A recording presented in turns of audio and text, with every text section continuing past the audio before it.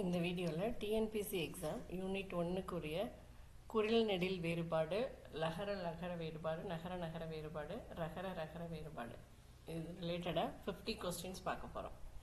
First question, கலை என்ற சொல்லுடன் தொடர்புடைய பொருள் எது? கலை இந்த சொல்லுக்குரிய பொருள் மூங்கில். செகண்ட் கொஸ்டின், கலை என்பதற்கான சரியான பொருள் எது? இந்த கலை அப்படின்ற சொல்லுக்கு பொருள் என்னன்னா, இப்போ சில விற்கலையில் சிறந்தவன், சிற்பக்கலையில் வல்லவர் அப்படின்னு சொல்லுவோம் இல்லையா, அந்த மீனிங்ல வரும். இதுக்கு ஆன்சர் கலை, அறிவுத்துறை. கனி என்ற சொல்லின் பொருள், கனி அப்படின்ற சொல்லோட பொருள் பழம்.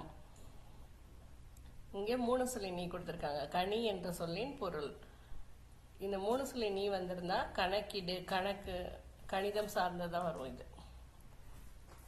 ஃபிஃப்த் கொஸ்டின், கீழ்கண்டவற்றுள் குறில் நெடில் மாற்றத்தால் பொருள் மாறும் இணை எது? இங்கே 4 ஆப்ஷன் கொடுத்துருக்காங்க, 4 ஆப்ஷன்ஸ். இதில் குறில் நெடில் மாறி வரதுனால பொருள் மாறக்கூடியது எதுன்னு கேட்டிருக்காங்க. இதில் பார்த்தீங்கன்னா இந்த பிசிடி இது 3த்துலையுமே குறில் நெடில் வேறுபாடு இல்லை. ஏ தான் கரெக்ட் ஆன்சர், கல், கால். நெக்ஸ்ட் கொஸ்டின், அலை மற்றும் ஆலை ஆகிய சொற்களின் பொருள் முறையே. இங்கே குறில் நெடில் வேறுபாடு, அலையில் குறில், இது நெடில். இதுக்குரிய பொருள் என்னன்னு கேட்டிருக்காங்க. இந்த அலை அப்படின்ற சொல்லோட பொருள் கடல் அலையை குறிக்கும், ஆலைன்றது தொழிற்சாலை. பி ஆப்ஷன் தான் கரெக்ட். 7th ஒன், பனி என்ற சொல்லுக்கு உரிய பொருள் யாது? இங்க 3 சொல்லி நீ வருது. இந்த பனின்ற சொல்லுக்கு என்ன பொருள்னா வேலை, வேலை, கடமை, அதுதான் பொருள் வரும்.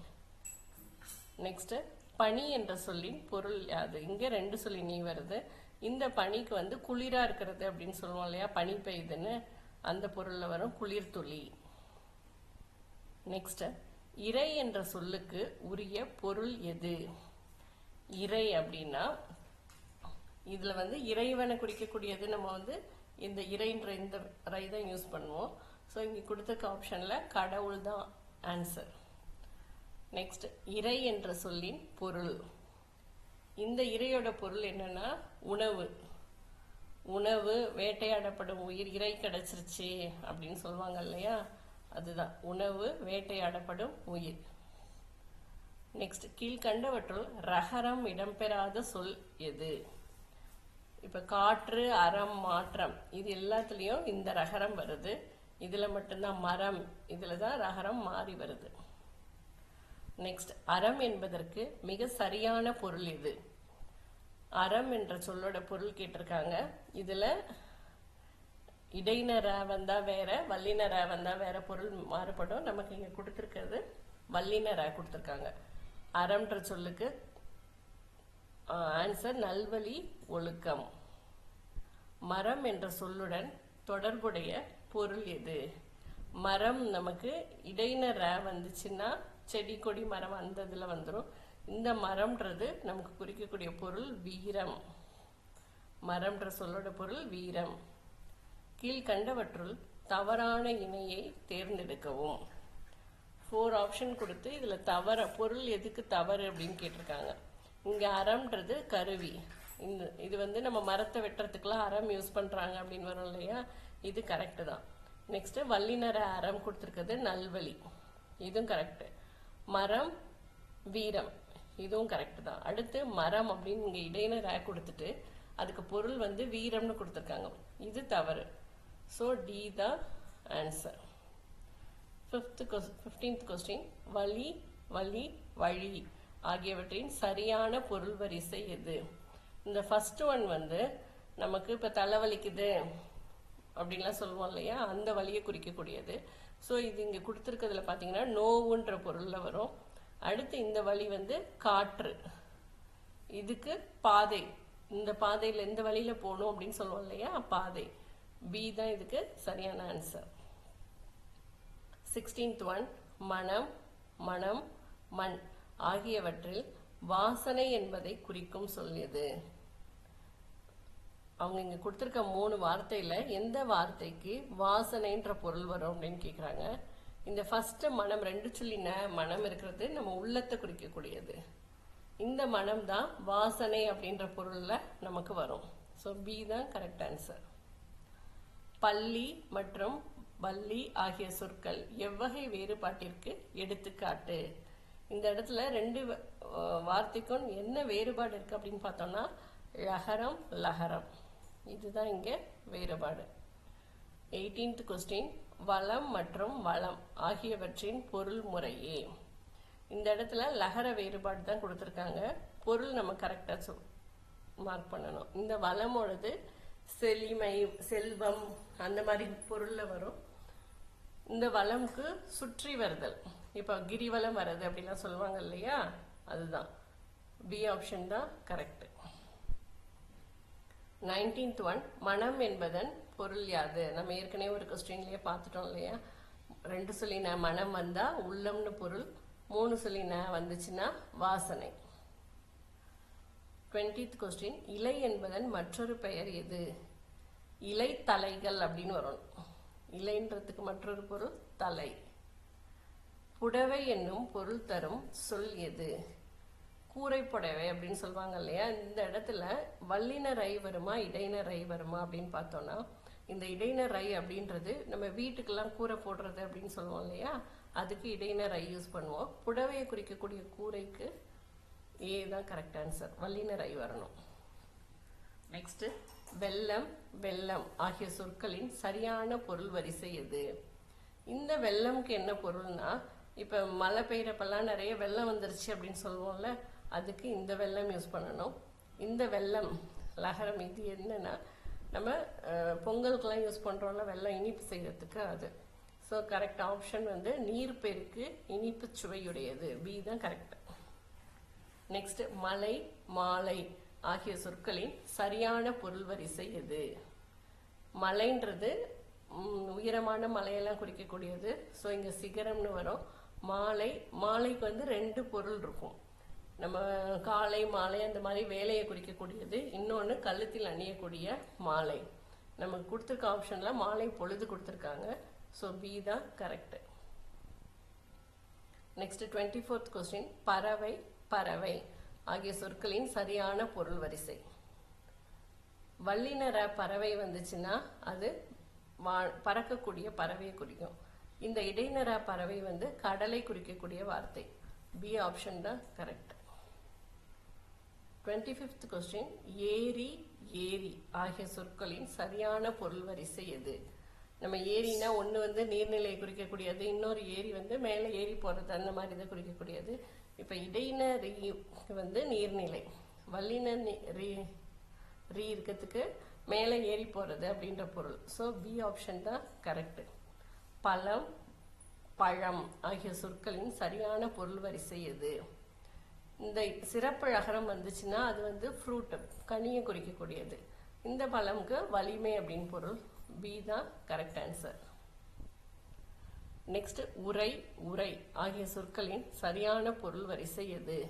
இது உரையாற்றுறாரு அப்படின்னு சொல்லுவாங்க இல்லையா, அதுக்கு இந்த உரை நம்ம தங்கக்கூடிய இருப்பிடம், தங்குற இடத்தை கொடுக்கக்கூடியது உரை, உறைவிடம்னு சொல்லுவோம் இல்லையா. B option correct. அணி அணை ஆகிய சொற்களின் சரியான பொருள் வரிசை எது. இந்த அணி 3 சொல்லி நீ வந்திருந்தா இதுக்கு அழகு அப்படின்ற பொருள். அணை அணைக்கட்டு, அணைக்கட்டுன்றது நீரை தேக்கி வைக்கக்கூடிய ஒரு இடம். அழகு நீர் தேக்கம், இதான் ஆன்சர். எரி எரி ஆகிய சொற்களின் சரியான பொருள் வரிசை எது. இந்த இடத்துல ரகர வேறுபாடு. இந்த எரி அப்படின்றதுக்கு என்ன பொருள் வரும்னா, நம்ம எரியுதுன்னு சொல்லுவோம் இல்லையா, நெருப்பு எரியுது அப்படின்னு சொல்லிட்டு, அந்த மாதிரி அடுப்பு எரியுறதா, அப்ப தீய குறிக்கக்கூடியது. இந்த எரிக்கு இப்ப பந்த தூக்கி போடு எரி அப்படின்னு சொல்லுவோம்ல, வீசு அப்படின்ற பொருள்ல வரும். ஒளி ஒளி ஆகிய சொற்களின் சரியான பொருள் வரிசை எது. இந்த ஒளி குறிக்கக்கூடியது சத்தம், இந்த ஒளிக்கு வெளிச்சம். B option correct. களம் களம் ஆகிய சொற்களின் சரியான பொருள் வரிசை எது. இந்த களம்ன்றது பாத்திரத்தை குறிக்கக்கூடியது. இது போர்க்களம்லாம் சொல்லுவோம் இல்லையா, அது போரிடும் இடம். B option correct. ஏணி ஏணி ஆகியவற்றுள் மேலேற உதவும் கருவி என்பதை குறிக்கும் சொல் எது. ரெண்டுமே ஏணி தான். ஒன்றில் 3 சொல்லினி இருக்கு, 2 சொல்லினி இருக்கு. இதில் மேலே ஏற உதவும் கருவின்றது குறிக்கக்கூடியது பி ஆப்ஷன் ஏணி. அடுத்து சிலை, சீலை ஆகிய சொற்களின் சரியான பொருள் வரிசை எது? இந்த சிலை அப்படின்றது சிலை வடிக்கிறது, சாமி சிலைகள்லாம் சொல்லுவோம் இல்லையா, அந்த மாதிரி உருவ சிலையை குறிக்கக்கூடியது. சீலை அப்படின்றது நம்ம புடவையை குறிக்கக்கூடியது. ஸோ ஆடைன்ற இங்கே மீனிங்ல வருது. அடுத்து திணை, திணை ஆகிய சொற்களின் சரியான பொருள் வரிசை எது? இப்போ இந்த 2 சொல்லி நை வந்திருக்கிறது தானியத்தை குறிக்கக்கூடியது. திணைன்னு ஒரு சிறுதானிய அரிசி இருக்கு. அடுத்து இந்த திணைன்றது ஒழுக்கத்தை குறிக்கக்கூடியது. உயர்திணை அக்ரிணையில பார்ப்போம் இல்லையா, அது. கரி, கரி ஆகிய சொற்களின் சரியான பொருள் வரிசை எது? இந்த கரி அப்படின்றது யானையை குறிக்கக்கூடிய ஒரு சொல். இந்த கரிக்கு உணவு, காய்கறி அப்படின்ற பொருள்லயே இது வரும். கொடுத்திருக்க ஆப்ஷன்ல என்ன இருக்குன்னு பார்த்துக்கோங்க. கீழ்கண்டவற்றுள் சந்திப்பிழையற்ற சொல் எது? மரப்பெட்டி தான் எல்லாத்துலயும் கொடுத்திருக்காங்க. சந்திப்பிழைனா ஒற்றெழுத்து சரியா பொருந்தி இருக்குது அந்த வார்த்தை எதுல கரெக்டா இருக்கு அப்படின்னு பார்த்தோம்னா மரப்பெட்டி, ஏ ஆப்ஷன் தான் கரெக்ட். இதுவும் மரப்பெட்டி தான் கொடுத்திருக்காங்க, பட் ஆனா இங்க ஸ்பேஸ் வருது, இது ராங், ஏ தான் கரெக்ட். மண்குடம் என்பதன் சரியான வடிவம் எது? இதை நம்ம சேர்த்து எழுதுறப்ப மண்குடம் அப்படியே தான் வரும், பி ஆப்ஷன். கீழ்கண்டவற்றுள் சந்திப்பிழையற்ற சொற்றொடர் எது? மாணவர்கள் பள்ளிக்கு சென்றனர். இந்த ஆப்ஷன்ல பாத்தீங்கன்னா பி தான் கரெக்ட். மாணவர்கள் பள்ளிக்கு சென்றனர், இங்க இச்சு வரணும். பெரும் கூட்டல் சாலை என்பதன் சரியான வடிவம் எது? பெரும் கூட்டல் சாலையை சேர்த்து எழுதுறப்ப நமக்கு பெருஞ்சாலை அப்படின்னு வரும். கீழ்கண்டவற்றுள் சந்தி பிழையுள்ள சொல்லை தேர்ந்தெடுக்கும். இதுல எதுல பிழை இருக்கு அப்படின்னு கேக்குறாங்க. சிற்றூர், பேரூர், நற்றமிழ் இது 3மே கரெக்டா தான் இருக்கு. நல் தமிழ் அதுதான் பிழையுடையது. வாழை கூட்டல் தோட்டம் என்பதன் சரியான வடிவம் எது? இது சேர்த்து எழுதுறப்ப வாழை தோட்டம் இத்து வரணும். சந்தி பிழையுள்ள வாக்கியத்தை தேர்ந்தெடுக்கவும். கடற்கரையில் மக்கள் திரண்டனர், நதிக்கரையில் குழந்தைகள் விளையாடினர், மலைப்பாதை மிகவும் கடினமாக இருந்தது, கடற்கரையில் படகுகள் நிறுத்தப்பட்டிருந்தன. ஃபர்ஸ்ட் 3யுமே கரெக்டா தான் இருக்கு, டி ஆப்ஷன் தான் ராங்கா கொடுத்திருக்காங்க. கீழ்கண்டவற்றுள் பிழையான வாக்கியம் எது? மாணவன் புத்தகத்தை படித்தான், அவள் வீட்டிற்கு சென்றாள், பறவை மரத்தில் அமர்ந்தது, அவன் பள்ளிக்கு சென்றான். இதுல பிழை உள்ளது பார்த்தோம்னா இங்க இச்சு வரணும், அவன் பள்ளிக்கு சென்றான் இச்சு வரணும். சோ இதுதான் தவறு. கீழ்கண்டவற்றுள் பிழையற்ற வாக்கியம் எது? அவன் நற்செயலை செய்து பாராட்டை பெற்றான், அவன் நல் செயலை செய்து பாராட்டை பெற்றான், அவன் இது ராங்க. சோ ஏ தான் கரெக்ட். அவன் நற்செயலை செய்து பாராட்டை பெற்றான். கீழ்கண்டவற்றுள் சந்தி பிழையற்ற வாக்கியம் எது? பெரும் கடல் அலைகள் கரையை தாக்கின. பெருங்கடல், பி தான் கரெக்ட். பெருங்கடல் அலைகள் கரையை தாக்கின. கீழ்கண்டவற்றுள் சரியான வாக்கியம் எது? ஆன்சர் பொற்குடம் அழகாக இருந்தது. கீழ்கண்டவற்றுள் பிழையற்ற வாக்கியம் எது? தமிழ் சங்கம் தமிழ் வளர்ச்சிக்கு பாடுபட்டது. இதுல இங்க இச்சு வரக்கூடாது, இங்க ஸ்பேஸ் வரக்கூடாது. ஸோ பி தான் கரெக்ட், பிழையற்ற வாக்கியம். கீழ்கண்டவற்றுள் சரியான வாக்கியம் எது? அவன் மரக்கிளையை வெட்டினான். நமக்கு இங்க இக்கு வரணும், பி தான் கரெக்ட் ஆன்சர். அவன் மரக்கிளையை வெட்டினான்.